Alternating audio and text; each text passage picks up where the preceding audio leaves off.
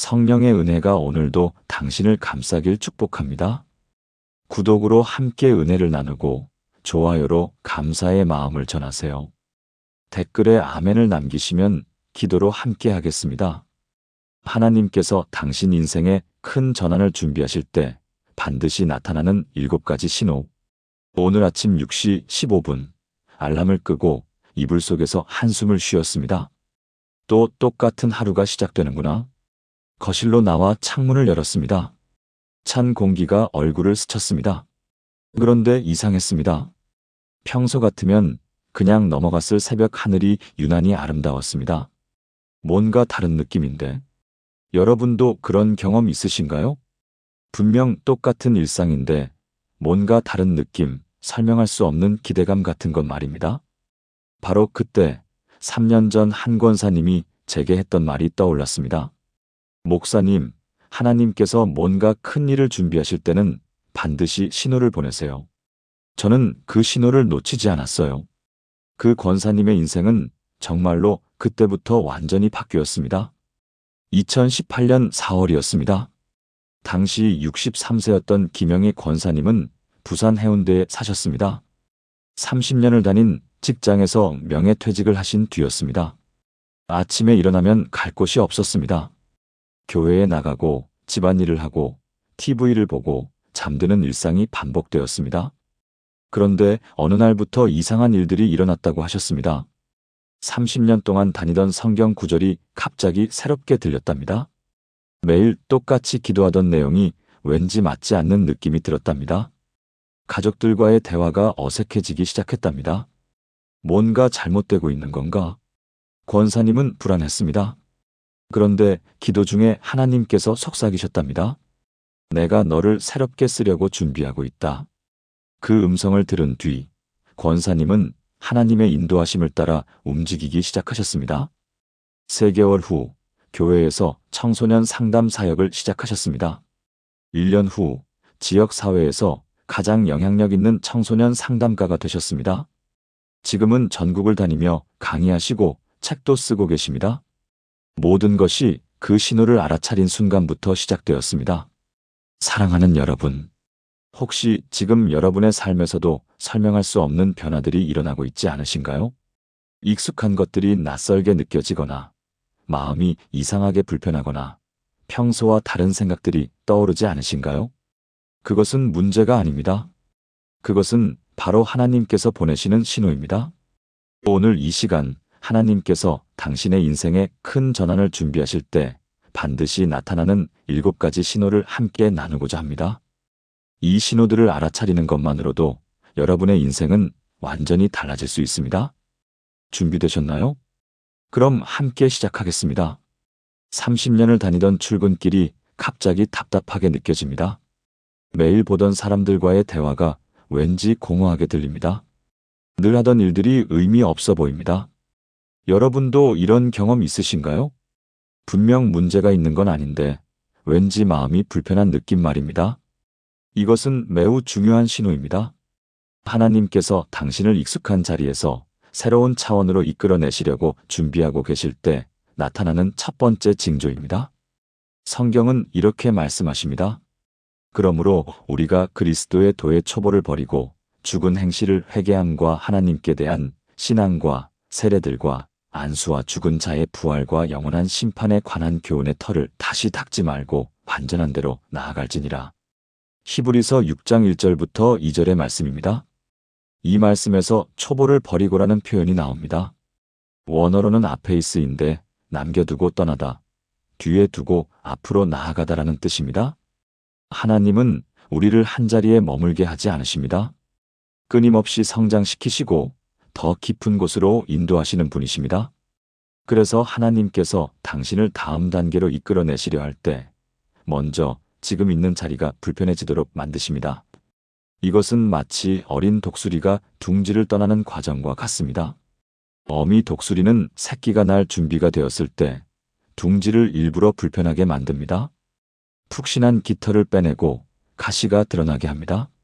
새끼 독수리는 더 이상 둥지가 편하지 않습니다. 그래서 날개를 펴고 날아오르게 됩니다. 똑같습니다. 하나님께서는 당신이 날아오를 준비가 되었을 때 익숙한 자리를 불편하게 만드십니다. 이것은 징계가 아니라 승급의 신호입니다. 그렇다면 우리는 어떻게 해야 할까요? 이 불편함을 두려워하거나 억지로 참지 마세요. 대신 하나님께 물어보세요. 하나님, 제게 무엇을 보여주시려는 겁니까? 어디로 저를 인도하시려는 겁니까? 그리고 기도하며 기다리세요. 반드시 하나님께서 다음 단계를 보여주실 것입니다. 2021년 여름, 서울 강남에 사시는 박미숙 집사님, 당시 58세이셨습니다. 30년 동안 초등학교 교사로 일하셨습니다. 학생들을 사랑하는 열정적인 선생님이셨습니다. 그런데 2021년 봄부터 이상한 느낌이 들기 시작했답니다. 교단에 서면 왠지 모를 무기력함이 밀려왔습니다. 학생들을 가르치는 일이 예전처럼 즐겁지 않았습니다. 내가 번아웃이 온 건가? 집사님은 걱정이 되었습니다. 휴가를 내고 쉬어도 마음이 편하지 않았습니다. 매일 기도했습니다. 하나님, 제가 지금 무엇을 해야 합니까? 어느 날 새벽 기도 중에 하나님께서 마음에 이렇게 말씀하셨답니다. 내가 아이들을 사랑하는 것은 좋은 일이다. 그런데 이제는 더 많은 아이들을 위한 일을 준비할 때다. 그 음성을 듣고 집사님은 명확하게 알았습니다. 하나님께서 새로운 사역을 준비하고 계신다는 것을요. 3개월 후 교육청에서 다문화 가정 아이들을 위한 특별 프로그램 담당자를 모집했습니다. 집사님은 지원했고 선발되었습니다. 지금은 서울 전역의 다문화 가정 아이들을 위한 교육 프로그램을 총괄하고 계십니다. 1년에 2,000명이 넘는 아이들이 집사님의 프로그램을 통해 도움을 받습니다. 그때 그 불편함이 하나님의 신호였다는 걸 알았어요. 만약 그냥 참고 넘어갔다면 이 놀라운 사역을 시작하지 못했을 거예요. 집사님의 간증입니다. 사랑하는 여러분, 지금 저와 함께 이렇게 기도해 보시겠습니까? 하나님 아버지, 제 삶의 익숙한 자리가 불편하게 느껴질 때 그것이 주님의 신호임을 깨닫게 하소서. 두려워하지 않고 주님의 음성에 귀 기울이게 하소서. 주님께서 예비하신 새로운 차원으로 나아갈 용기를 주소서. 저를 더 깊은 곳으로, 더 높은 곳으로 이끄시는 주님의 손길을 신뢰합니다. 예수님의 이름으로 기도합니다. 아멘. 이 기도를 마음에 새기시고 하나님의 인도하심을 기대하세요. 분명히 다음 단계가 보이기 시작할 것입니다. 매일 읽던 성경 구절이 어느 날 갑자기 다르게 들립니다. 수십 번 읽었던 말씀인데 마치 처음 듣는 것처럼 마음을 울립니다. 설교 말씀이 정확히 내 상황을 향한 메시지처럼 느껴집니다. 혹시 여러분도 최근에 이런 경험하신 적 있으신가요? 이것은 매우 강력한 신호입니다. 하나님께서 당신에게 특별한 메시지를 전하시려 할 때 말씀을 통해 직접 말씀하십니다. 성경은 이렇게 선포합니다. 하나님의 말씀은 살아있고 활력이 있어 좌우의 날선 어떤 검보다도 예리하여 혼과 영과 및 관절과 골수를 찔러 쪼개기까지 하며 또 마음의 생각과 뜻을 판단하나니. 히브리서 4장 12절의 말씀입니다. 여기서 살아있고라는 표현을 주목해야 합니다. 원어로 조언인데 단순히 생명이 있다는 것이 아니라 활동하고 있다, 지금 작용하고 있다는 의미입니다. 하나님의 말씀은 2000년 전에 기록된 고대 문서가 아닙니다.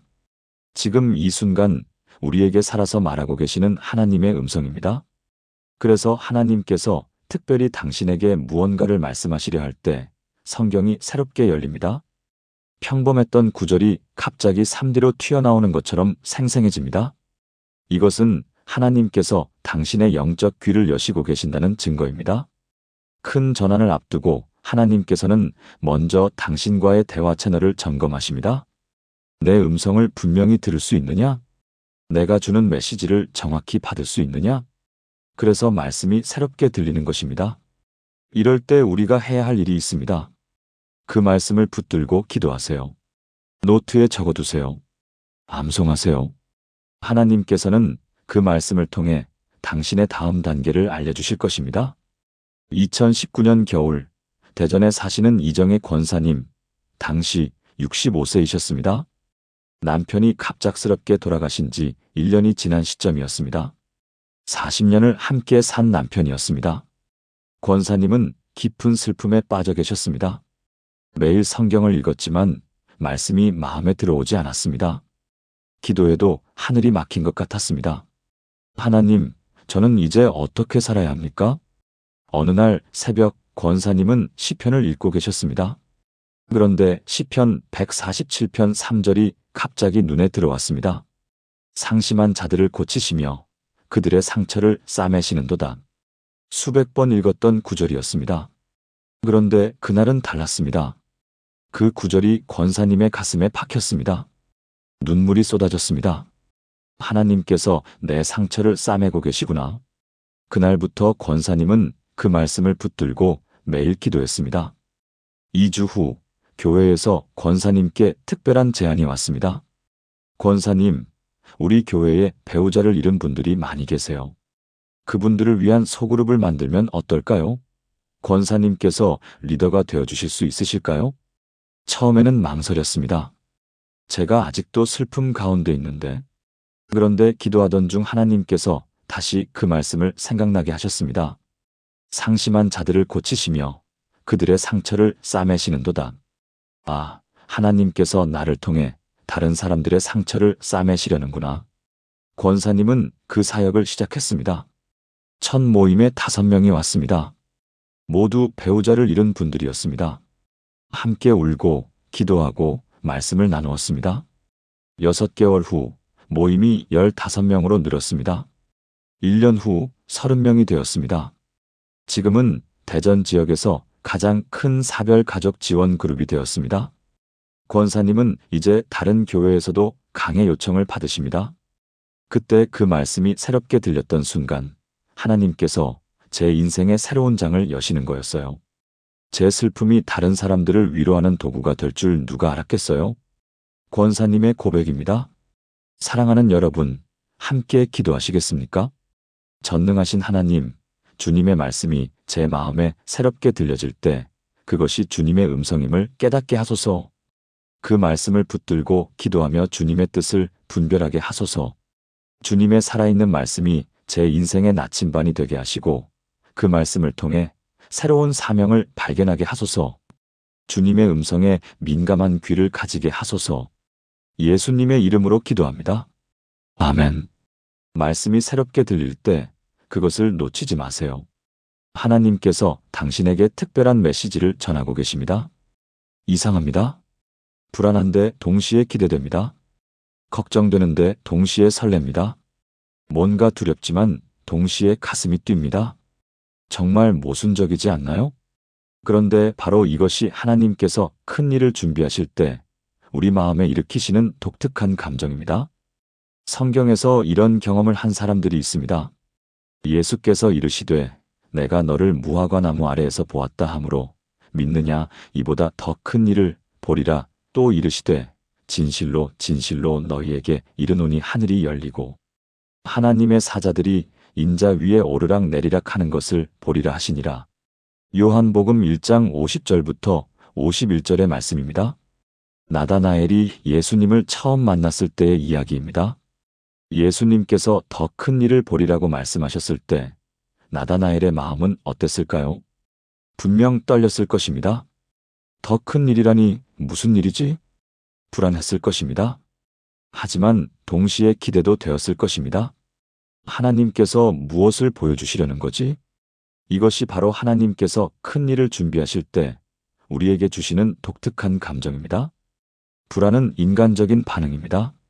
우리는 미지의 것을 두려워하도록 만들어졌습니다. 그런데 기대감은 성령님께서 우리 영에 심어주시는 하나님의 감정입니다. 뭔가 좋은 일이 일어날 거야. 이 두 감정이 동시에 존재한다면 그것은 당신이 전환의 문턱에 서 있다는 강력한 증거입니다. 우리가 해야 할 일은 무엇일까요? 불안에 집중하지 말고 기대감에 집중하세요. 두려움이 아니라 하나님을 바라보세요. 이 시기에는 특별히 하나님과 가까이 지내는 것이 중요합니다. 더 많이 기도하고 더 많이 예배하고 더 많이 말씀을 읽으세요. 2022년 봄, 인천에 사시는 최순자 집사님, 당시 61세이셨습니다. 작은 분식집을 운영하고 계셨습니다. 20년 동안 같은 자리에서 같은 일을 하셨습니다. 그런데 2022년 초부터 이상한 느낌이 들기 시작했답니다. 가게를 정리하고 싶은 마음이 들었습니다. 이제 그만하고 싶어. 하지만 동시에 불안했습니다. 그만두면 뭐해? 나이도 많은데 다른 일을 할 수 있을까? 밤에 잠이 오지 않았습니다. 그런데 이상하게도 불안한데 설레기도 했습니다. 뭔가 새로운 일이 기다리고 있는 것 같아. 집사님은 혼란스러웠습니다.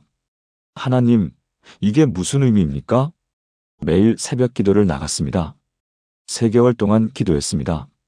어느 날 기도 중에 평안이 임했습니다. 염려하지 말라.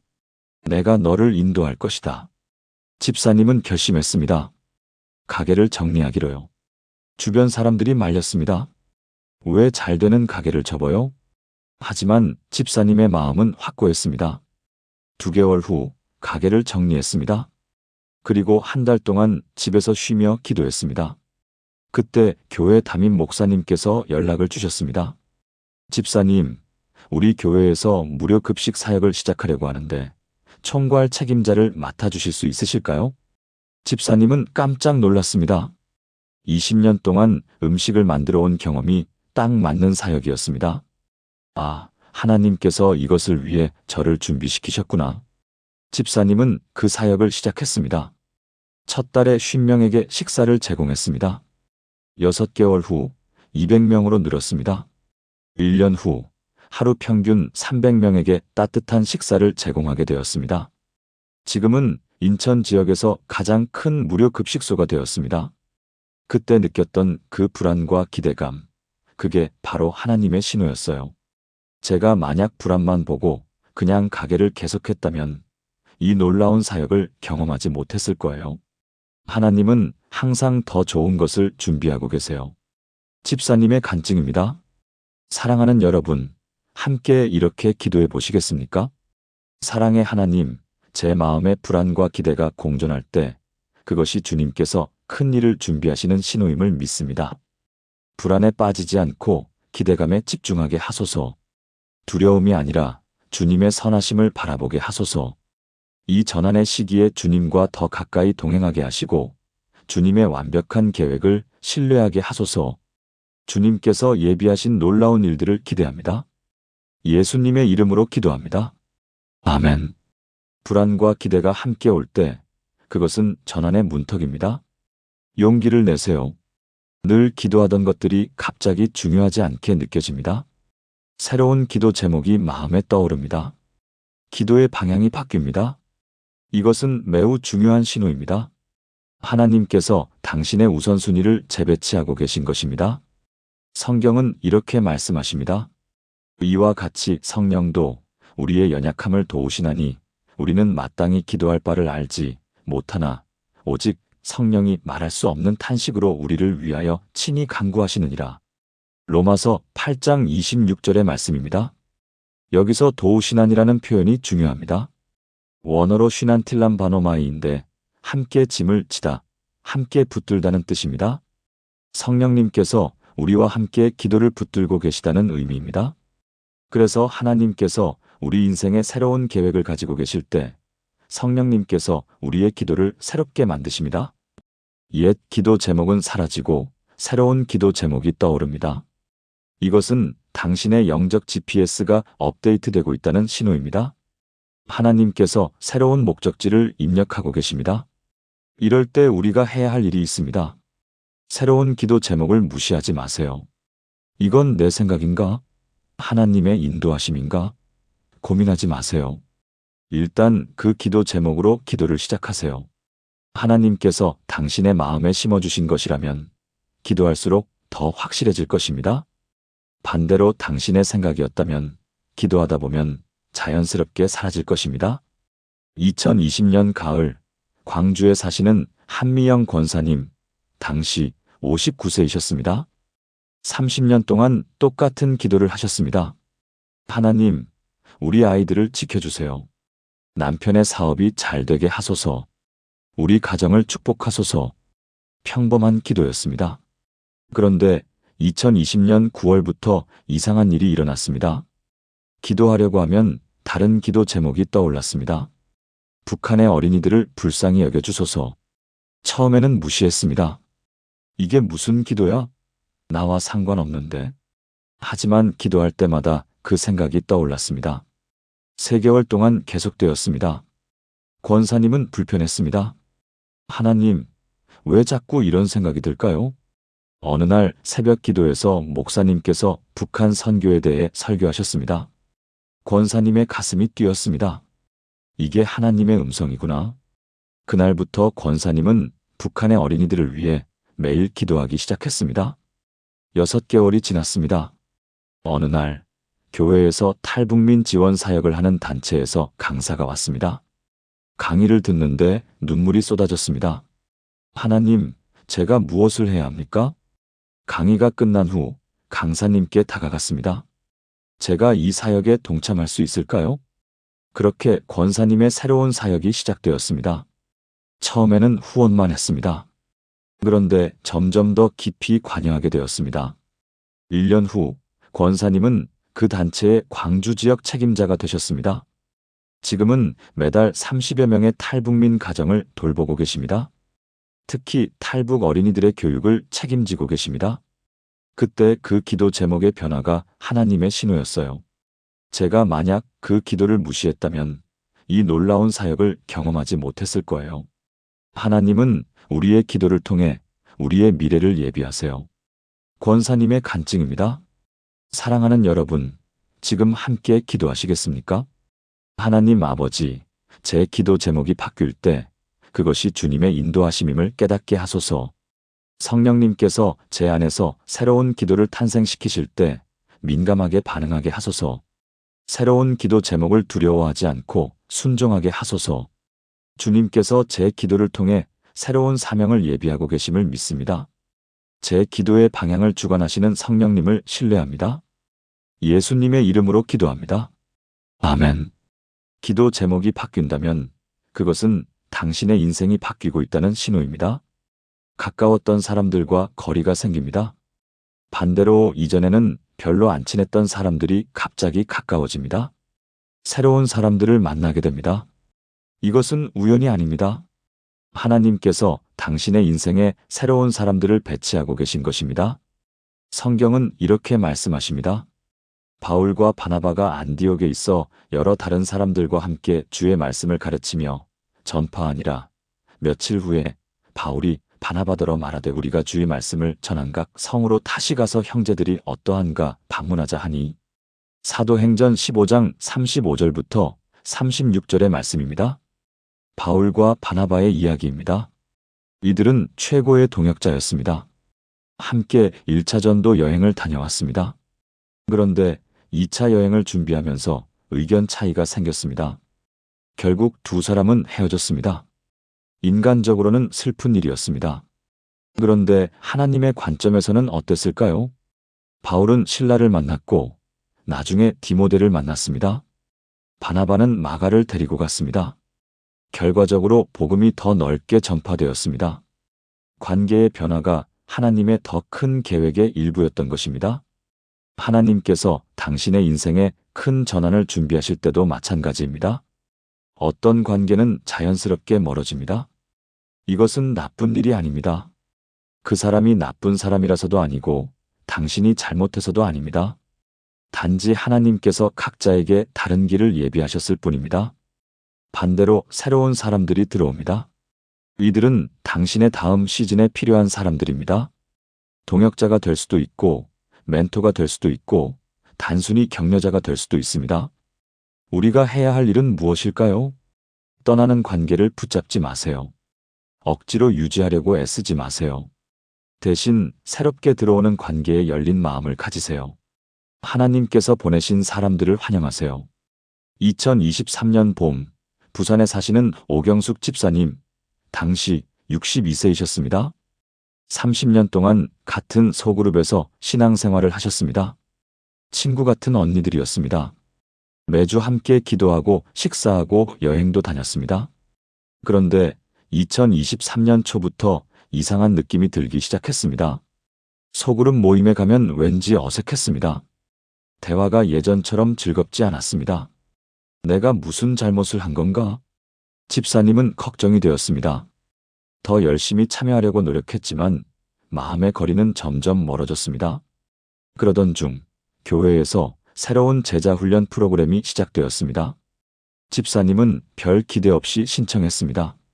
첫 모임에서 5명의 새로운 사람들을 만났습니다. 모두 처음 보는 얼굴들이었습니다. 그런데 이상하게 마음이 통했습니다. 대화가 깊었습니다. 기도가 뜨거웠습니다. 12주 프로그램이 끝날 때쯤 집사님은 깨달았습니다. 아, 하나님께서 새로운 사람들을 보내주셨구나. 그 제자 훈련 그룹은 프로그램이 끝난 후에도 계속 만났습니다. 6개월 후 그들은 함께 새로운 사역을 시작했습니다. 지역 사회의 독거노인들을 섬기는 사역이었습니다. 매주 30가구를 방문합니다. 식사를 제공하고 말벗이 되어드리고 청소를 도와드립니다. 지금은 부산 지역에서 가장 활발한 독거노인 돌봄 사역팀이 되었습니다. 처음에는 옛 친구들과 멀어지는 게 너무 슬펐어요. 제가 뭘 잘못한 건가 싶었죠. 그런데 지금 생각해보면 하나님께서 저를 위해 새로운 동역자들을 예비하고 계셨던 거예요. 옛 친구들도 여전히 소중하지만 새로운 친구들과 함께 이렇게 놀라운 일을 하게 될 줄 몰랐어요. 집사님의 간증입니다. 사랑하는 여러분, 함께 기도해 보시겠습니까? 하나님 아버지, 제 삶의 관계에 변화가 올 때 그것이 주님의 인도하심임을 믿습니다. 떠나는 관계를 억지로 붙잡지 않고 주님께 맡기게 하소서. 새롭게 들어오는 사람들을 주님께서 보내신 동역자로 받아들이게 하소서. 모든 관계를 주관하시는 주님을 신뢰하며 주님께서 예비하신 사람들과 함께 주님의 일을 감당하게 하소서. 관계의 변화를 두려워하지 않고 새로운 은혜를 기대합니다. 예수님의 이름으로 기도합니다. 아멘. 관계의 변화는 아픕니다. 하지만 그것은 새로운 시작의 문입니다. 갑자기 시간을 다르게 쓰고 싶어집니다. 중요하다고 생각했던 것들이 별로 중요하지 않게 느껴집니다. 반대로 무시했던 것들이 중요해 보입니다. 이것은 매우 강력한 신호입니다. 하나님께서 당신의 인생 전체를 재구성하고 계신 것입니다. 성경은 이렇게 말씀하십니다. 그런즉 너희가 어떻게 행할지를 자세히 주의하여 지혜 없는 자 같이 하지 말고 오직 지혜 있는 자 같이 하여 세월을 아끼라. 때가 악하니라. 그러므로 어리석은 자가 되지 말고 오직 주의 뜻이 무엇인가 이해하라. 에베소서 5장 15절부터 17절의 말씀입니다. 여기서 세월을 아끼라는 표현이 중요합니다. 원어로 엑사고라조인데 기회를 사다, 시간을 구속하다라는 뜻입니다. 단순히 시간을 아껴 쓰라는 말이 아닙니다. 하나님의 뜻에 맞게 시간을 재배치하라는 의미입니다. 하나님께서 당신의 인생에 새로운 계획을 가지고 계실 때 먼저 시간 사용법을 바꾸게 하십니다. TV 보던 시간에 갑자기 책을 읽고 싶어집니다. 늦잠 자던 시간에 일어나서 기도하고 싶어집니다. 친구들과 수다 떨던 시간에 봉사하고 싶어집니다. 이것은 당신의 우선순위가 하나님의 우선순위와 정렬되고 있다는 신호입니다. 우리가 해야 할 일은 무엇일까요? 이 새로운 충동을 무시하지 마세요. 나중에 해야지 하고 미루지 마세요. 지금 바로 시작하세요. 시간표를 다시 짜세요. 하나님께서 당신의 마음에 심어주신 새로운 우선순위대로 살기 시작하세요. 2021년 여름 대구에 사시는 김철수 집사님, 당시 64세이셨습니다. 평생 회사원으로 일하시다가 정년 퇴직하신 지 2년이 지난 시점이었습니다. 퇴직 후 집사님의 하루는 단조로웠습니다. 아침 9시에 일어나서 TV 뉴스를 보고 산책을 하고 점심을 먹고 낮잠을 자고 저녁에 또 TV를 보고 잠들었습니다. 교회는 주일에만 나갔습니다. 이게 은퇴 생활이구나. 집사님은 이렇게 생각했습니다. 그런데 2021년 6월부터 이상한 일이 일어났습니다. 아침에 일찍 눈이 떠졌습니다. 6시, 5시 30분 5시. 점점 일찍 일어나게 되었습니다. 처음에는 짜증이 났습니다. 이제 편하게 자고 싶은데 왜 일찍 일어나지? 다시 자려고 해도 잠이 오지 않았습니다. 어느 날 일찍 일어난 김에 성경을 펼쳤습니다. 읽기 시작했는데 멈출 수가 없었습니다. 1시간, 2시간이 지났습니다. 이게 무슨 느낌이지? 마음이 뜨거워. 그날부터 집사님은 매일 새벽 5시에 일어나 성경을 읽기 시작했습니다. 2주가 지나자 기도하고 싶어졌습니다. 새벽 기도회에 나가기 시작했습니다. 한개월이 지나자 TV 보는 시간이 줄어들었습니다. 대신 성경 공부책을 읽기 시작했습니다. 3개월이 지나자 오후 낮잠 시간이 아까웠습니다. 그 시간에 교회 가서 봉사하기 시작했습니다. 6개월이 지나자 집사님의 하루가 완전히 바뀌어 있었습니다.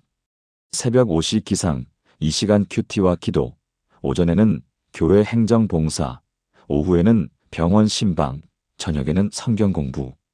그런데 이상했습니다. 더 바쁜데 더 활력이 넘쳤습니다. 1년 후 담임 목사님께서 집사님을 불렀습니다. 집사님, 요즘 많이 달라지셨네요. 혹시 작년부 총무를 맡아주실 수 있으실까요? 집사님은 깜짝 놀랐습니다. 제가요? 저는 평범한 은퇴자인데요. 아닙니다. 하나님께서 집사님을 새롭게 쓰시려고 준비하셨어요. 집사님은 그 직분을 받아들였습니다. 지금은 교회 장년부 200명을 섬기는 총무로 섬기고 계십니다. 그때 시간 사용이 바뀌기 시작한 게 하나님의 신호였어요. 제가 만약 그냥 계속 TV만 보고 낮잠만 잤다면 지금 이 놀라운 사역을 경험하지 못했을 거예요. 하나님은 우리의 시간을 재배치하심으로 우리의 인생을 재배치하세요. 집사님의 간증입니다. 사랑하는 여러분, 함께 기도하시겠습니까? 전능하신 하나님, 제 시간 사용에 변화가 올 때 그것이 주님의 인도하심임을 깨닫게 하소서. 제 우선순위를 주님의 우선순위에 맞추게 하소서. 세월을 아끼는 지혜로운 자가 되게 하시고 주님께서 가장 중요하게 여기시는 일에 제 시간을 투자하게 하소서. 제 시간의 주인이 주님이심을 고백하며 하루하루를 주님의 뜻에 따라 살아가게 하소서. 시간의 재배치를 통한 인생의 재배치를 경험하게 하소서. 예수님의 이름으로 기도합니다. 아멘. 시간이 바뀌면 인생이 바뀝니다. 하나님께서 당신의 시간표를 다시 짜고 계십니다. 갑자기 오래된 물건들을 버리고 싶어집니다. 용서하지 못했던 사람을 용서하고 싶어집니다. 사과하지 못했던 일을 사과하고 싶어집니다. 과거의 짐을 내려놓고 싶은 강한 충동이 듭니다. 이것은 가장 강력한 신호 중 하나입니다. 하나님께서 당신을 완전히 새로운 차원으로 이끌어내시기 직전에 나타나는 징조입니다. 성경은 이렇게 선포합니다. 형제들아, 나는 아직 내가 잡은 줄로 여기지 아니하고 오직 한 일, 즉 뒤에 있는 것은 잊어버리고 앞에 있는 것을 잡으려고 표대를 향하여 그리스도 예수 안에서 하나님이 위에서 부르신 부름의 상을 위하여 달려가노라. 빌립보서 3장 13절부터 14절의 말씀입니다. 바울의 고백입니다. 뒤에 있는 것은 잊어버리고라는 표현을 주목하세요. 원어로 에필란타노마이인데 단순히 잊는다는 뜻이 아닙니다. 의도적으로 뒤에 두고 가다, 적극적으로 놓아버리다는 의미입니다. 바울은 과거를 단순히 잊으려고 노력한 것이 아닙니다. 과거를 의도적으로 정리하고 내려놓은 것입니다. 하나님께서 당신에게 새로운 시작을 준비하실 때도 마찬가지입니다. 먼저 과거를 정리하게 하십니다. 용서해야 할 사람이 있다면 용서하게 하십니다. 사과해야 할 사람이 있다면 사과하게 하십니다. 버려야 할 물건이 있다면 버리게 하십니다. 끊어야 할 관계가 있다면 끊게 하십니다. 왜 그럴까요? 새 포도주는 새 부대에 담아야 하기 때문입니다. 하나님의 새로운 것을 담으려면 먼저 옛 것을 비워야 합니다. 우리가 해야 할 일은 무엇일까요? 과거를 정리하고 싶은 마음이 들 때 미루지 마세요. 나중에 해야지 하지 마세요. 지금 바로 시작하세요. 용서의 전화를 거세요. 사과의 메시지를 보내세요. 정리가 필요한 것들을 정리하세요. 2022년 겨울 서울 송파구에 사시는 장혜진 권사님, 당시 67세이셨습니다. 15년 전에 친정 언니와 사이가 틀어졌습니다. 유산 문제 때문이었습니다. 그 이후로 연락을 끊고 지냈습니다. 명절에도 만나지 않았습니다. 권사님은 마음이 불편했지만 먼저 연락할 용기가 없었습니다. 언니가 먼저 연락해야지. 잘못한 사람이 언니인데. 그런데 2022년 11월부터 이상한 일이 일어났습니다. 언니 생각이 자꾸 났습니다. 기도하면 언니가 떠올랐습니다. 성경을 읽어도 용서에 관한 구절이 눈에 들어왔습니다.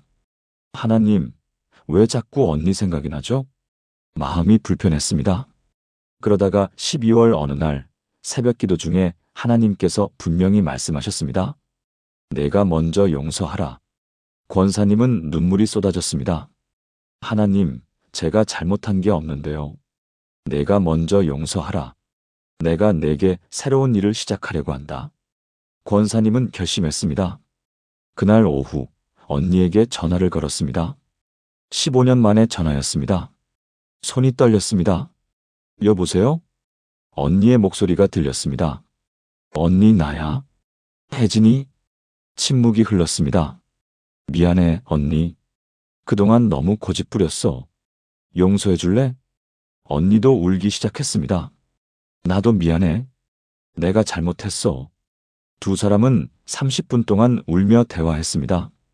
일주일 후 15년 만에 만났습니다. 함께 울고 웃고 기도했습니다. 관계가 완전히 회복되었습니다. 그런데 놀라운 일은 그 다음에 일어났습니다.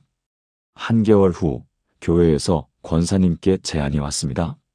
권사님, 우리 교회에 가족 상담 사역을 시작하려고 하는데 총괄 책임자를 맡아주실 수 있으실까요? 권사님은 깜짝 놀랐습니다. 제가요? 저는 상담 전문가도 아닌데요. 아닙니다. 하나님께서 권사님을 준비시키셨어요.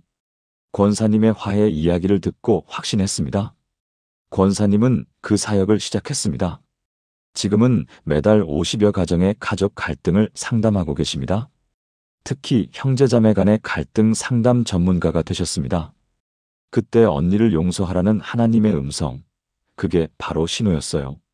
제가 만약 과거를 정리하지 않았다면 이 놀라운 사역을 시작하지 못했을 거예요. 하나님은 우리의 과거를 정리하심으로 우리의 미래를 여세요.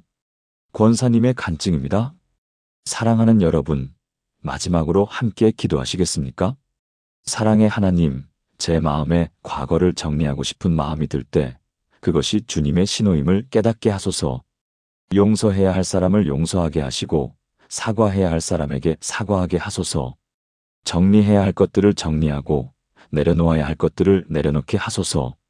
뒤에 있는 것은 잊어버리고 앞에 있는 것을 찾게 하소서. 과거의 짐에서 자유롭게 하시고 주님께서 예비하신 새로운 미래로 나아가게 하소서. 과거를 정리하는 용기를 주소서. 예수님의 이름으로 기도합니다. 아멘. 과거를 정리할 때 미래가 열립니다. 하나님께서 당신을 위해 문을 여시고 계십니다.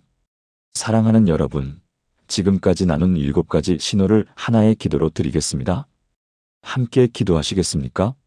전능하신 하나님 아버지, 오늘 이 시간 주신 귀한 말씀을 감사드립니다. 익숙한 자리가 불편해질 때 그것이 새로운 시작의 신호임을 알게 하셔서 감사합니다. 말씀이 새롭게 들릴 때 그것이 주님의 음성임을 깨닫게 하셔서 감사합니다. 불안과 기대가 공존할 때 그것이 전환의 문턱임을 보여주셔서 감사합니다. 기도 제목이 바뀔 때 그것이 새로운 사명의 예비임을 일러주셔서 감사합니다. 관계의 변화가 올 때 그것이 새로운 동역자의 배치임을 알게 하셔서 감사합니다. 시간 사용이 바뀔 때 그것이 인생의 재구성임을 깨닫게 하셔서 감사합니다. 과거를 정리하고 싶을 때 그것이 새로운 미래의 시작임을 확신하게 하셔서 감사합니다. 주님, 저는 고백합니다. 지금 제 삶에 나타나는 모든 변화가 주님께서 보내시는 신호임을 믿습니다. 익숙함에서 벗어나는 두려움보다 새로운 것을 향한 기대가 더 크게 하소서. 말씀의 음성에 더욱 민감해지게 하시고 주님의 인도하심을 놓치지 않게 하소서. 불안 속에서도 주님을 신뢰하며 기대하는 마음으로 나아가게 하소서. 새로운 기도 제목을 두려워하지 않고 순종하게 하소서. 떠나는 관계를 억지로 붙잡지 않고 새로운 관계를 열린 마음으로 받아들이게 하소서. 제 시간을 주님의 뜻에 맞게 재배치하고 주님의 우선순위를 제 삶의 우선순위로 삼게 하소서. 과거를 용기 있게 정리하고 주님께서 여시는 새로운 문으로 담대히 나아가게 하소서. 주님, 이 7가지 신호가 제 삶 가운데 나타날 때 저로 하여금 민감하게 반응하게 하소서. 두려워하거나 주저하지 않고 믿음으로 한 걸음씩 나아가게 하소서. 주님께서 예비하신 큰 전환을, 주님께서 준비하신 새로운 시즌을, 주님께서 계획하신 놀라운 사역을 경험하게 하소서.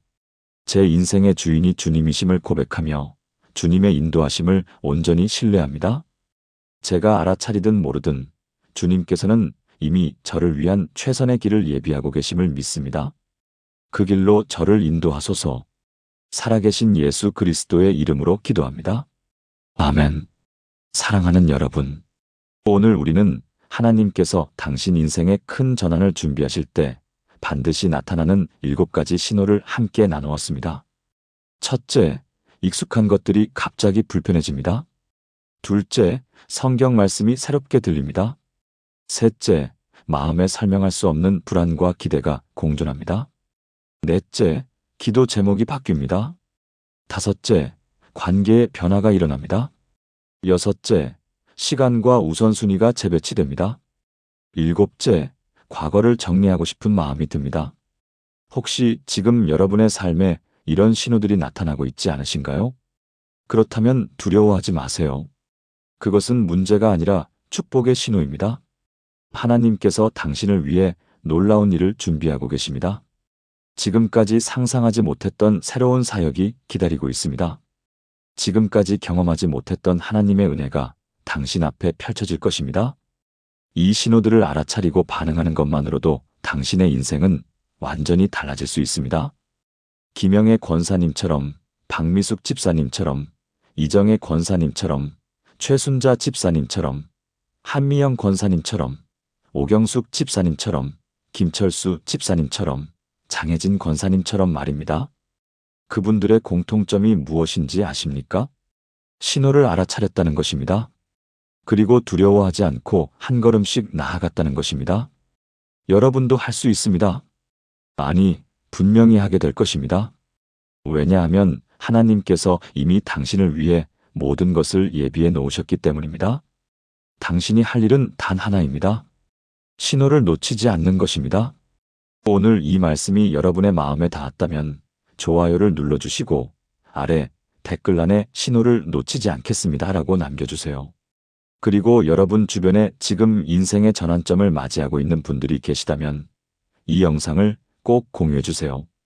더 많은 분들이 하나님의 신호를 알아차리고 놀라운 전환을 경험하시기를 바랍니다. 사랑하는 여러분, 하나님께서 당신을 사랑하십니다. 그리고 당신을 위해 최선의 것을 준비하고 계십니다. 그 신호를 놓치지 마세요. 민감하게 반응하세요. 그러면 당신도 곧 간증하게 될 것입니다. 하나님께서 정말 제 인생을 완전히 바꾸셨어요. 하나님의 은혜와 평강이 여러분과 여러분의 가정에 늘 함께 하시기를 축복합니다. 감사합니다.